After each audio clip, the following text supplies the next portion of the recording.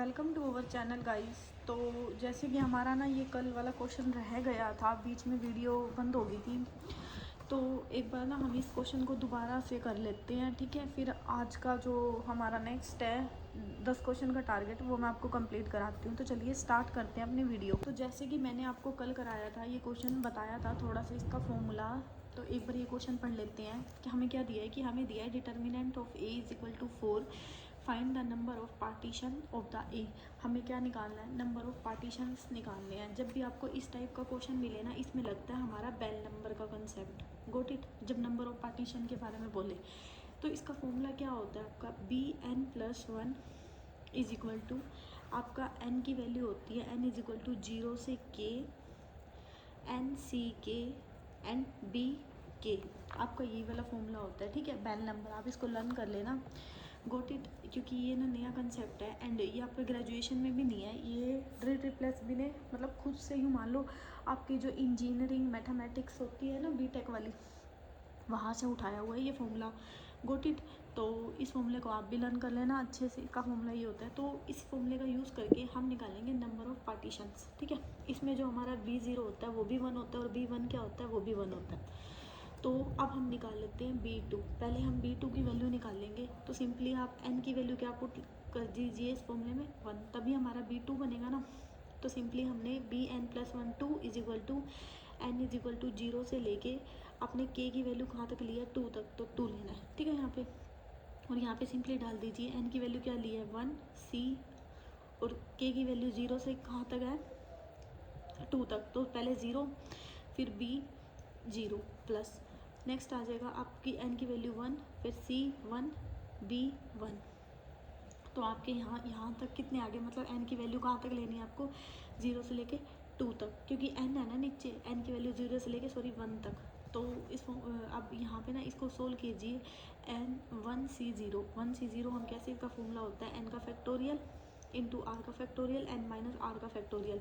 तो इस चीज़ का आप सिंपली यूज़ कीजिए तो 1 आ जाएगा। एंड B0 की वैल्यू हमारी क्या है 1, सिंपली एन सी 1c1 क्या होता है हमारा, सिंपली 1 और 1। तो इसकी वैल्यू यहाँ से कितनी आ जाएगी आपकी 2, ठीक है। तो आपके यहाँ से B2 कितना आ गया 2। सिमिलरली आप निकाल लीजिए B3। अब आप B3 निकालेंगे तो n की वैल्यू आप कहाँ से लेंगे, 0 से लेके n इज इक्वल टू 2, मतलब हमने 2 तक लिया ना, तो 2 पुट कर देंगे। तो इसी फॉर्मूले में पुट कीजिए, n की वैल्यू आपने क्या लिया 2, c की वैल्यू 0 एंड b की वैल्यू कितनी है 0, प्लस सिमिलरली अब n की value 2, c1, b1, plus n की वैल्यू कितनी आ जाएगी 2, c2 एंड b2। तो आप यहाँ से अगर इसको सोल्व करते हैं तो 2c0 वैल्यू क्या आ जाएगी आपकी, 2 का फैक्टोरियल, 0 का फैक्टोरियल और 2 माइनस 0 का फैक्टोरियल, यानी कि 2 का फैक्टोरियल हो गया, ये 1 हो गया आपका।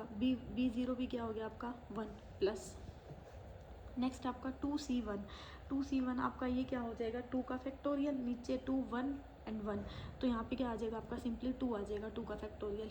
एंड यहाँ पे आपका क्या आ जाएगा, P1 की वैल्यू कितनी है 1, तो 1 प्लस और B2 की, क्योंकि सेम वैल्यू NCN क्या होता है, N ही होता है, ठीक है, मतलब 1 होता है। तो इसका मतलब फॉर्मूला होता है डायरेक्ट। तो ये आपको यहाँ तक समझ आ गया होगा।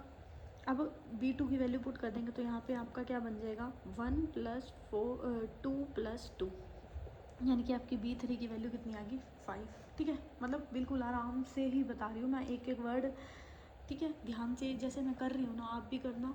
तो प्रैक्टिस, जितनी ज़्यादा प्रैक्टिस करोगे ना उतने ज़्यादा खुलोगे इन क्वेश्चंस में, क्योंकि ये करने वाले होते हैं, ठीक है। अब n की वैल्यू लेनी है 0 से लेके 3 तक। तो यहाँ पे n हमने क्या पुट करना है 3, तभी तो 4 बनेगा ना इस फॉर्मूले में। तो यहाँ से आपका क्या आ जाएगा 3c0 b0 plus 3c1 b1 plus 3c2 b2, got it. और यहाँ पे एक वैल्यू और आ जाएगी 3c3 b3, गोट इट। क्योंकि B4 लेनी है ना तो 4 वैल्यू होनी चाहिए यहाँ पे। तो NC0 क्या हो जाएगा, n का फैक्टोरियल 0 का और 3 का, तो ये भी क्या हो गया 1, और B0 1 प्लस 3C1 कितना हो गया 3 का फैक्टोरियल 3 हो जाएगा ये, ठीक है। आप इसको सोल्व करके देख लेना, क्योंकि 3 का फैक्टोरियल और नीचे 1 का फैक्टोरियल और 2 का फैक्टोरियल, तो 3 को मतलब 3 खोलेंगे तो 3 इंटू 2 3 हो जाएगा ये सिंपली। और B1 आपका कितना है 1 प्लस 3C2, अब 3C2 यानी 3 का फैक्टोरियल, 2 का फैक्टोरियल और 1 का फैक्टोरियल, तो ये भी कितना हो जाएगा आपका 3। आप इसको सोल्व करके देख लेना, ठीक है। अब B2 कितना आ जाएगा, यहाँ पे आपका B2 की वैल्यू है 2 plus 3C1 NC1 1 and B3 की वैल्यू 5। तो सिंपली इसको सोल्व करेंगे 1 प्लस 3 प्लस 6 प्लस 5। तो आपका यहाँ पे क्या आंसर हो जाएगा, 6 और 5 और 6 11, 11 और 1 12, 12 और 3 कितना हो गए 15। तो आपका आंसर कितना हो जाएगा 15। ठीक है, एक बार दोबारा से देख लेना पॉज करके इस वीडियो को वापस से, क्योंकि मैंने आराम से एक एक स्टेप बताया है। और इस क्वेश्चन को आप जितनी बार प्रैक्टिस करोगे ना उतनी बार, क्योंकि हम ग्रेजुएशन में ये कंसेप्ट पढ़ते नहीं है तो ये हमारे लिए भी नया है। ठीक है, तो जितनी बार इसको प्रैक्टिस करोगे ना, प्रैक्टिस करने के बाद, क्योंकि अगर इसके टाइप का कोई और भी क्वेश्चन आता है ना तो आप जल्दी कर लोगे। सो इसका आंसर कितना हो जाएगा आपका ऑप्शन नंबर ए 15। ठीक है, अब करते हैं हम नेक्स्ट, मतलब जो हमारा जो इस वीडियो का टारगेट है 10 क्वेश्चंस का। तो चलिए स्टार्ट करते हैं। जैसे कि डिसिप्लिन में मैंने आपको बताया था 20 क्वेश्चन होते हैं, तो आज हमारा डिसिप्लिन नंबर 2 स्टार्ट हो जाता है। किसका, 13 सितंबर 2021 का ही। हमें फर्स्ट क्वेश्चन क्या दिया है कि for what value of the K does the function F of x Y is equal to 3xy, जहाँ पे हमें कह दिया कि X Y is not equal to 2 and 3 and K whenever. देखो पता है, इस क्वेश्चन को ना ध्यान से पढ़ो। इसने क्या बोला, इसने बोला के की वैल्यू क्या होगी इस फंक्शन पे, जब के में ना कि हमें के की वैल्यू बतानी है, जब जो ये फंक्शन है ना एक्स वाई जेड ये 2 3 और के इक्वल ना हो। तो हमें ये बोला है कि एक्स वाई कितने 2 और 3 के इक्वल है ना, तो हमें के की वैल्यू बतानी है। तो सिंपली आपको ना कुछ नहीं करना है इस क्वेश्चन में। आपको एक्स की वैल्यू कितनी दी है, जैसे हमें फंक्शन दे दिया एक्स वाई, कितना दे दिया 3xy, गोट इट। अब सिंपली एक्स और वाई की जगह ना आप एक्स की जगह इसमें पुट कीजिए 2 और वाई की जगह पुट कीजिए आप 3।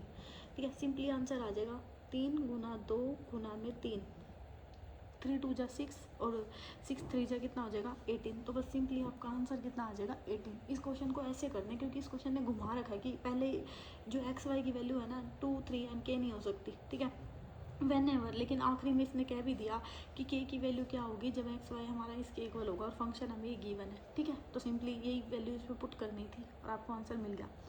नेक्स्ट हमें दिया है कि लॉजिस्टिक ग्रोथ क्या होती है आपकी, ये भी ना आपका इंजीनियरिंग का है, मैथमेटिक्स का, तो मैंने इसका फॉर्मूला लिख दिया था।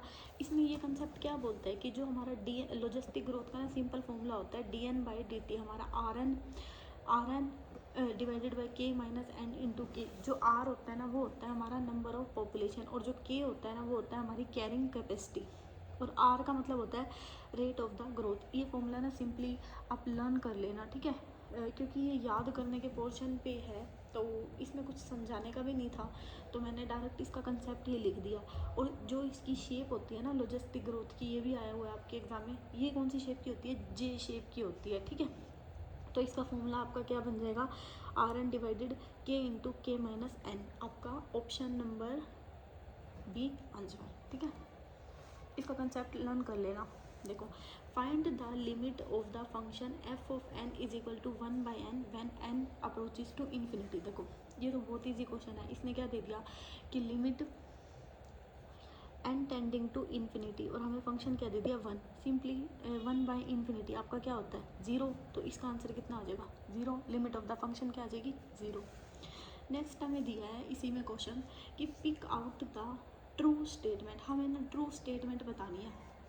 तो पहले जो हमारी गलत हैं उनको देख लेते हैं। तो नीचे से स्टार्ट करते हैं। हमें दिया है every convergent sequence is not bounded. ये बात तो गलत है, क्योंकि जो हमारी कन्वर्जेंट सीक्वेंस होती है ना वो हमारी बाउंडेड होती है। ठीक है, तो ये बात हमारी क्या लिखी हुई है गलत। No Cauchy sequence is convergent, नहीं ये भी बात गलत लिखी हुई है कि every Cauchy sequence is convergent और every convergent sequence is Cauchy. ये दोनों का ना आपस में ना ये मतलब जो एक थ्योरम होती है कि every conversion sequence is Kochi and Kochi is a conversion, मतलब ये कन्वर्स भी ट्रू होता है और ये मतलब आपकी थ्योरम्स ही होती है। ठीक है, सीक्वेंस एंड सीरीज़ में जब मैं आपको पढ़ाऊंगी ना वो टॉपिक तो आपको वहाँ पे सिखाऊंगी भी कैसे है। ठीक है, नेक्स्ट हमें दिया है series always conversion to a finite number. नहीं, कल हमने देखा था ना, मैंने आपको जब ऑक्सीलेटिंग सीरीज़ कराई थी वो तो इनफाइनाइट पे भी जा रही थी, तो ये बात तो गलत हो गई है। कन्वर्जन थोड़ा ना फाइनाइट नंबर पे थोड़ा ना करती है, इनफाइनाइट पे भी करती है।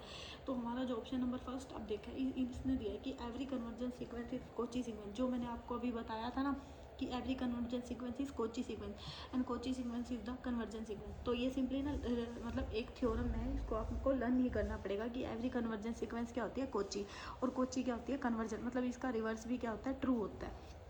नेक्स्ट हमें दिया है इसी में question number 25, find the limit of the function of the sequence. अब हमें ना लिमिट ऑफ द सीक्वेंस निकालनी है। देखो लिमिट ऑफ द सीक्वेंस निकालने का लिमिट ऑफ द सीक्वेंस क्या होती है, पहले मैं आपको थोड़ा सा ना बता देती हूँ लिमिट ऑफ सीक्वेंस क्या होती है।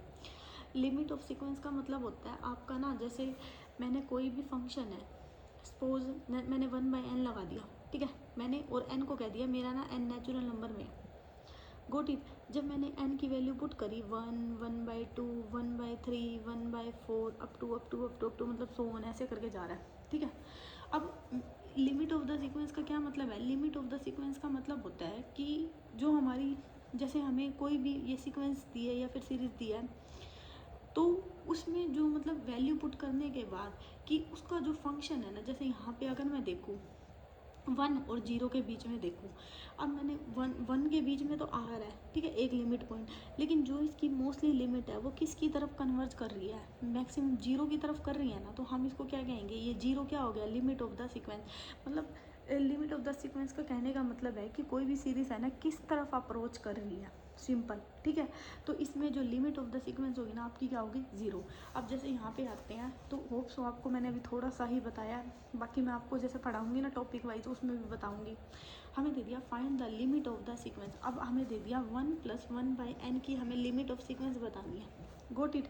अब मैंने अभी आपको बताया कि 1 का तो ठीक है सेम हो गया क्योंकि कॉन्स्टेंट नंबर है। अब मैंने 1/n का अभी आपको बताया, जब मैंने इसमें वैल्यू पुट करी 1, 1/2, 1/3 अप टू 7, ये किस तरफ को अप्रोच कर रहा है, 0 को। तो यहाँ से हमें क्या कंफर्म हो गया कि इसकी लिमिट ऑफ द सीक्वेंस क्या होगी, 0। 0 + 1 क्या हो गया, 1। तो जो ये फंक्शन है कंप्लीट, इसका लिमिट पॉइंट ऑफ सीक्वेंस क्या हो गया आपका, 1, गोट इट।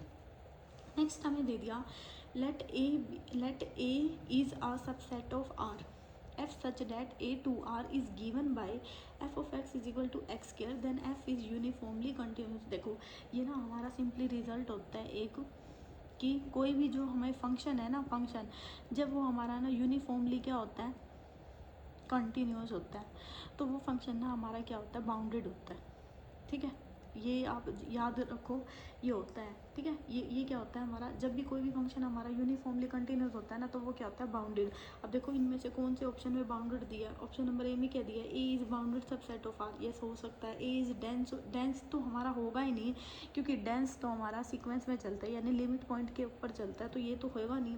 अनबाउंडेड नहीं, ओपन, ओपन का भी यहाँ पे कुछ नहीं है, तो एक ए ऑप्शन नंबर ए क्या हो जाएगा हमारा, बाउंडेड, ठीक है। होप सो आपको इतना समझ आया। हमें नेक्स्ट पॉइंट क्या दिया है, हमें दिया है कि many scientist use mathematically model to convert a data into. देखो मैंने आपको ना, मैं अपने मतलब इसी चैनल में मैथमेटिकल मॉडलिंग पढ़ाया, बहुत ही ईजी वे में पढ़ाया है, ठीक है। प्लेलिस्ट बनी हुई है मैथमेटिकल मॉडलिंग के नाम से, आप चेक कर सकते हो।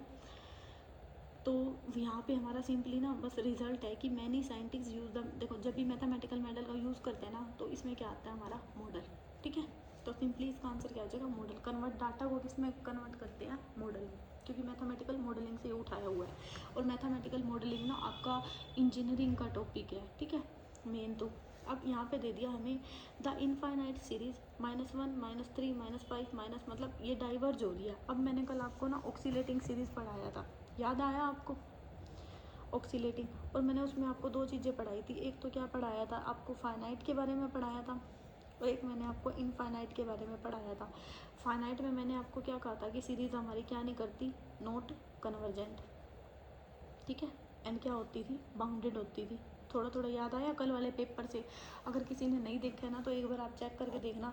और इनफाइनाइट सीरीज़ में मैंने आपको क्या बताया था, नॉट डाइवर्ज, एंड क्या होती थी, अनबाउंडेड, ठीक है। कुछ कुछ याद आया होगा, नहीं तो एक बार पहले वाली वीडियो जाके देख के आना, अच्छे से आ जाएगा। तो इनफाइनाइट सीरीज़ बोल रही है, अब ये क्या कर रही है, डाइवर्ज कर रही है, किसकी तरफ, इनफाइनाइट की तरफ, ठीक है, इनफाइनाइट की तरफ, या फिर नेगेटिव इनफाइनाइट की तरफ।